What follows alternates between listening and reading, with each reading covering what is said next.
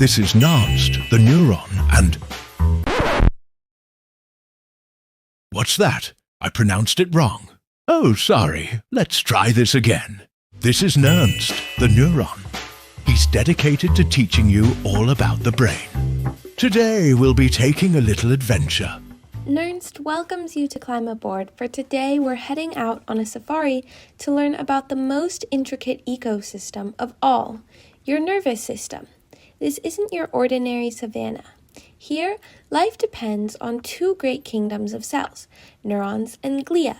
There are around 85 billion each in your nervous system, and they coexist just like the animals of the savannah, predators, protectors, builders, and scavengers. Let's meet them. Our first stop is the lion den.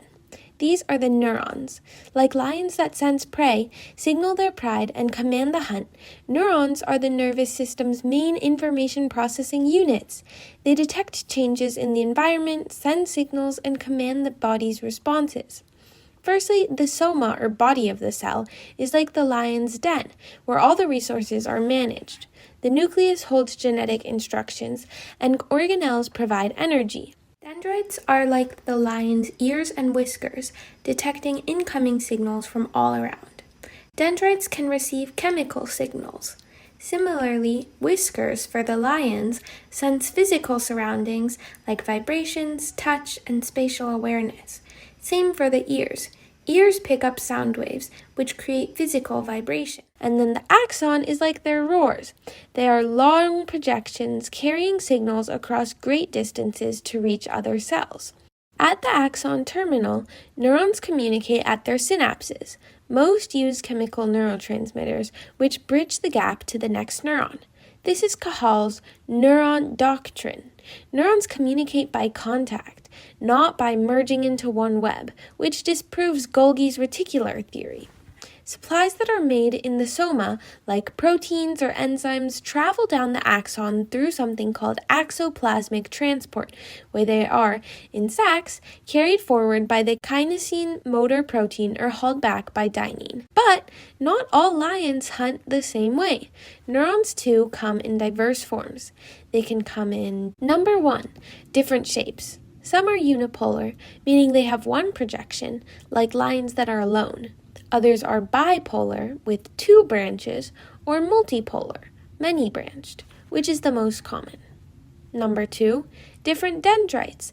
Stellate neurons spread out, while pyramidal neurons rise, and some have spines that are like thorns, while others are smooth. Number 3, different function. Primary sensory neurons are like scouts, where they detect light, sound, or touch. Motor neurons are like hunters, making the muscle move. The interneurons are the coordinators linking the neurons together. 4, different axon length. Golgi type 1 neurons roam long distances, like migrating lions. Golgi type 2 stay local. Or 5, different signals. Some neurons roar with acetylcholine or dopamine or serotonin. Each neurotransmitter is like a different call from the lions. But no ecosystem can survive with just the predator alone. The real stability of the savannah comes from its supporting animals, and in the nervous system, those are the glia. Once dismissed as just supportive glue, glia are now recognized as powerful active players. Surrounding the neurons are these glia. Astrocytes are the most numerous glia. In their role in the ecosystem, they are like oxpecker birds. These birds perch on the lion, cleaning its fur, eating parasites, and keeping it healthy. Without them, the lion would be weighed down, distracted, or sick. The oxpeckers ensure its longevity and efficiency. Astrocytes, like the oxpeckers, keep neurons nourished, remove waste, and protect them from harm. Similarly, neurons handle the heavy work of transmitting information, while glial cells support, protect, and fine-tune their function. Another type of glia, oligodendrocytes, are like the cheetahs. When they are in the central nervous system, they wrap axons with myelin and speed conduction up, which is how neurons communicate with each other. One oligodendrocyte can myelate many axons and will multiply speed across the savannah. In the peripheral nervous system, Schwann cells do the same job, but with a one-to-one bond. Each cell myelinates a single axon, like a gazelle that cares for its only calf. But what about the animals that support the structure of the land itself? Here, let's zoom in. These are the ependymal cells that line the brain's ventricles to guide the flow of cerebrospinal fluid. And during development, they also help migrating neurons find their own path.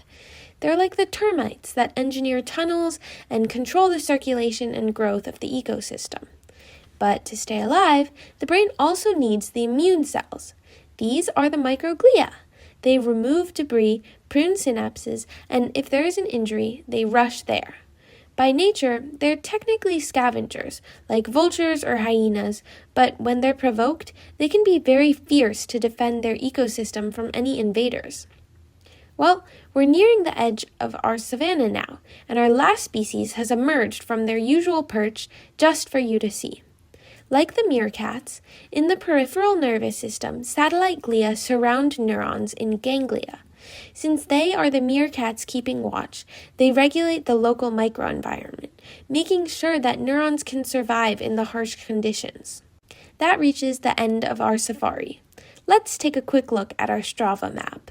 In the central nervous system, or the brain and spinal cord, we found lions alongside elephants, cheetahs, vultures, and termites, which are the neurons, astrocytes, oligodendrocytes, microglia, and ependymal cells, respectively.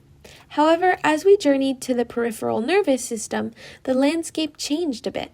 The lions are still there, but they are supported by gazelles and meerkats, or the Schwann cells and satellite glia. The nervous system, much like our savanna ecosystem, is not ruled by a single king of the jungle. It's an ecosystem where neurons roar their signals and glia sustain the land and make sure things are going speedy, clean, and standing guard. So to really understand the brain, we should see the whole safari and not just the lions. That way, we appreciate the harmony that makes thought, memory, and motion possible for us.